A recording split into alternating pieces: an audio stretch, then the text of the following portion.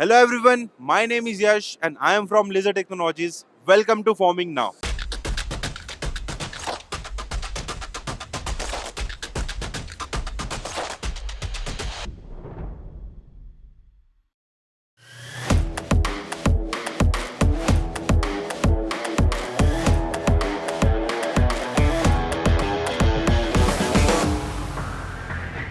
So the machine that we are seeing is a fiber laser cutting machine. Before this machine came, there were so many limitations to the technology where people were using shearing machine, plasma, oxy-fuel.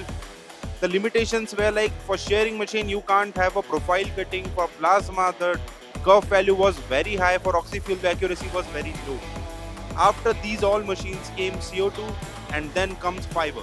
It is a versatile machine, can help you cut any kind of profile, any kind of job, and has a wide variety and can work with a wide variety of thickness starting from 1 mm, can go up to 30-40 mm, depends on its power.